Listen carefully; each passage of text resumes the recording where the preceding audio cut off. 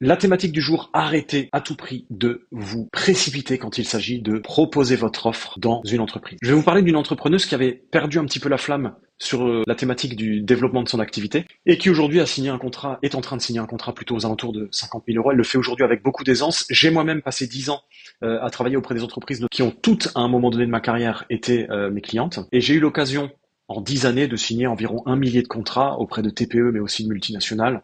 Contrat qui variait entre 30 000 et le plus important, 1 million d'euros. Donc cette thématique de la précipitation du moment où on souhaite dégainer son offre commerciale, évidemment, j'ai un petit peu de recul et un avis dessus. Ce que vous allez découvrir donc dans cette vidéo, comment et pourquoi arrêter de vous précipiter quand il s'agit de proposer la vente, alors même qu'on vous a recommandé de faire l'inverse. On va donc voir 4 étapes. Pourquoi la vente précipitée nuit à votre crédibilité et à votre rentabilité?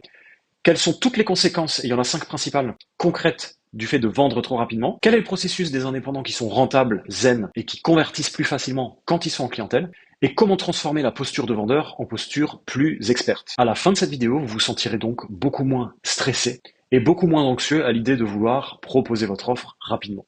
Donc nous le disions, les indépendants qui sont les plus rentables et en général les moins stressés sont des indépendants qui prennent leur temps au moment de proposer concrètement l'offre aux entreprises qu'ils ciblent. Et pourtant, il peut vous arriver très régulièrement de sentir un besoin de faire ça le plus rapidement possible pour ne pas perdre le client. Alors d'abord, il se trouve qu'un client B2B, une entreprise, ne va pas disparaître si vous sortez pas votre offre tout de suite. Ou alors, si cette entreprise disparaît, c'est qu'elle était de toute façon pas mature pour s'engager auprès de vous et que la collaboration aurait sans doute été très mauvaise. On ne vend pas des dorades sur un supermarché, c'est sûr que la dorade, globalement, la personne passe, il faut la vendre. Quand on vend des prestations complexes à des entreprises exigeantes, on n'est pas du tout dans le même monde, il n'y a pas de précipitation, il n'y a pas d'achat coup de cœur, etc. Ou alors coup de cœur, mais d'une autre façon. On reste quand même sur des choses très concrètes. Il ne s'agit pas de se comporter en roi du closing. De toute façon, les entreprises, ce sont elles qui décident à quel moment elles prendront la décision. Et donc ce moment, c'est à nous de faire en sorte de mettre les conditions en place pour qu'il arrive. Alors évidemment, également, je fais une parenthèse quand même, il est clair qu'on peut se sentir plus stressé quand on rencontre une entreprise à partir du moment où l'on n'en rencontre pas assez. Je le dis très régulièrement, le stress en clientèle découle du nombre d'entreprises et de la régularité avec laquelle on rencontre les entreprises de manière proactive. Il y en a trop peu, on stresse, il y en a suffisamment, on n'est plus à un non ou à un refus près. Je ferme la parenthèse. Alors d'abord, lorsque vous vous précipitez pour proposer votre solution, vous envoyez un signal qui est mauvais à vos interlocuteurs. Parce que vous allez ressembler à un médecin qui fait sa prescription avant même d'avoir un diagnostic parfait. Mettez-vous dans une situation de patient, c'est pas rassurant du tout. Et cette grille de lecture, évidemment, les entreprises que vous rencontrez qui ont l'habitude de passer des achats, cette grille de lecture, elles l'ont. Donc vous mettez votre cible dans une situation où elle va se dire, attends, j'ai pas le sentiment que la personne, elle ait tous les tenants et les aboutissants, parce que n'oubliez pas qu'il y a plein de choses qu'il faut que vous creusiez, puisque l'entreprise ne vous les dit pas forcément, c'est vous qui avez le rôle de faire le diagnostic. Et donc elle se dit, ok, j'ai l'impression que la personne n'a pas tous les tenants et les aboutissants, elle est déjà en train de me proposer une offre. C'est tout sauf rassurant. Donc vous venez faire une erreur, disons, tactique. Vous vous précipitez. Vous allez rentrer dans une négociation beaucoup trop rapidement. Vous allez proposer la vente avec des arguments qui seront pas forcément les bons. Vous allez accumuler côté client une quantité phénoménale d'objections, parfois objections dont elle ne vous parlera même pas, et là vous avez tout faux. Vous choisissez pas les bons arguments, pas le bon cadrage, bref, vous venez tout simplement de vous prendre les pieds dans le tapis. Vous allez avoir du mal ensuite à défendre votre valeur et votre produit ou service parce que, comme vous n'avez pas fait un diagnostic assez poussé, vous n'aurez pas tous les arguments nécessaires pour argumenter de la bonne manière derrière sur le fait de vendre votre solution. Et vous dégradez évidemment votre posture premium en passant par un entrepreneur qui est pas forcément stable, qui se sent en insécurité par rapport à son chiffre d'affaires, etc., etc. Donc ce que je vous conseille de faire, comme d'habitude, c'est d'avoir un état d'esprit un peu plus cool, minimaliste, souple, pas de précipitation. Comme la personne dont je vous parlais en préambule, qui aujourd'hui se sent très à l'aise pour proposer des prestations jusqu'à ici 50 000 euros dans de belles entreprises. Je vais donc vous expliquer ce que font les indépendants qui ont un taux de signature supérieur à la moyenne et qui sont beaucoup plus zen en clientèle tout au long de l'année. Je le rappelle, le commerce doit avant tout et à tout prix être du plaisir. La vente, c'est l'oxygène de notre entreprise. Si on souffre dès qu'il s'agit de respirer, on n'est pas bon. Donc ces indépendants-là, ils font quelque chose de très simple. Ils posent un max de questions. Ils sont obsédés par le diagnostic. Méthode du médecin, j'en parle régulièrement.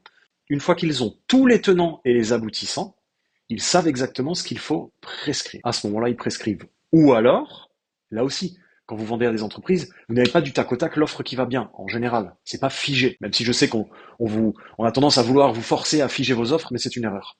Parce que plus on va vers des entreprises rentables, plus les besoins sont sur mesure. C'est un autre sujet. Donc vous allez dire à votre prospect, cher prospect, écoutez, j'ai fait le tour de la question avec vous pour aujourd'hui. Ce que je vous propose, Je prends votre numéro de téléphone, votre mail si jamais je l'ai pas. On se fixe rendez-vous mardi prochain, 8h, 10h ou 17h. Qu'est-ce qui vous convient? Mardi prochain, dans une semaine, je vais repasser tous les éléments que nous avons vus ensemble et je vais vous présenter la solution la plus adaptée à la résolution de votre problématique. N'oubliez pas de prendre le numéro de téléphone. Vous prenez directement le prochain rendez-vous, sinon vous perdez la main sur votre process commercial et là vous risquez en effet de vous faire ghoster, ce qui arrive très régulièrement quand on manque encore un peu d'expérience sur ces sujets. Donc vous récupérez le numéro de téléphone, le but n'est pas d'harceler la personne derrière évidemment, mais de lui faire comprendre que vous allez l'appeler si vous avez besoin d'autres éléments pendant que vous allez mener votre réflexion qui vise à établir la proposition, la solution, le tarif, ou les tarifs si vous proposez plusieurs options, etc. Et ainsi vous avez le temps, vous affinez votre compréhension des enjeux, vous rappelez la personne si c'est nécessaire, parce que quand vous allez faire votre proposition, vous aurez sûrement des questions supplémentaires, c'est fort possible, surtout sur des chantiers ou des sujets complexes. Vous allez pouvoir anticiper les objections, parce qu'au vu de la profondeur du dossier que vous aurez accumulé, vous saurez quelles sont les objections a priori qui vont tomber. Vous pourrez donc passer un coup de fil à votre entourage ou à votre mentor ou à votre coach pour lui demander comment réagir si telle objection tombe ou si tel cas de figure se présente, etc. Vous construisez votre proposition et vous arrivez une semaine plus tard ou 3 jours plus tard dans un climat de confiance serein et détendu.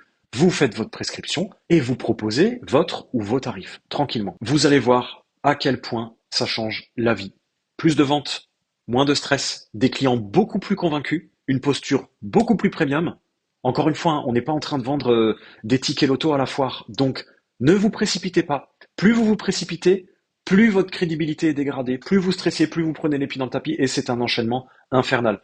Une entreprise, si elle est acheteuse et qu'il y a un sujet, une entreprise sérieuse, elle va aller au bout, c'est-à-dire qu'elle va pas disparaître du jour au lendemain. C'est pas lundi j'ai un problème, mardi j'ai plus de problème. Ça peut arriver, il y a des cas exceptionnels, mais encore une fois, si ça arrive, cette entreprise n'était pas faite pour devenir votre client. Je vous laisse mettre en pratique dès la semaine prochaine. Dites-moi en commentaire si ça vous a donné des pistes de réflexion intéressantes ou si ça a pu vous aider sur cette thématique, si elle peut vous poser problème. N'oubliez pas de vous abonner à la chaîne YouTube et posez-moi des questions ou proposez-moi des thématiques pour les prochaines vidéos. À vous de jouer. À plus.